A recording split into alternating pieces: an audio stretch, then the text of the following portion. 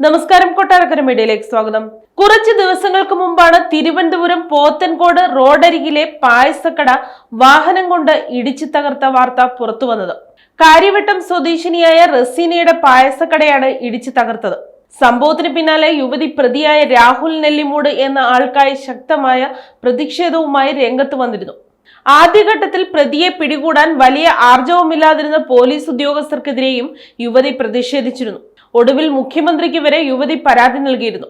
ഇതിനൊടുവിലാണ് യുവതിക്ക് അനുകൂലമായ നടപടികൾ കൈക്കൊള്ളാൻ അധികാരികൾ തയ്യാറായത്. സംഭവത്തിൽ പ്രതിയായ രാഹുലിനെ ഇതുവരെ പോലീസ് പിടികൂടിയിട്ടില്ല. നിലവിൽ പ്രതി ഒളിവിൽ കഴിയുകയാണ്. കഴിഞ്ഞ മാസം 18-ാം തീയതിയാണ് റസീനയുടെ പോത്തൻകോടുള്ള പായസക്കട പ്രതി വാഹനം കൊണ്ട് ഇടിച്ചു തകർത്തത്.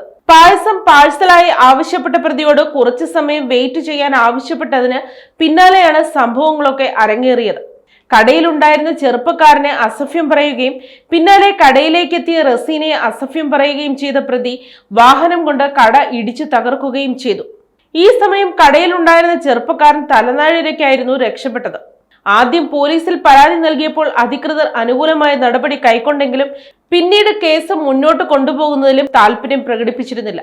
എന്നാൽ പ്രതിയെ പിടികൂടാൻ ഏതറ്റം വരെയും പോകാൻ തയ്യാറായ റസീന ഒടുവിൽ മുഖ്യമന്ത്രിക്ക് വരെ പരാതി നൽകുകയായിരുന്നു.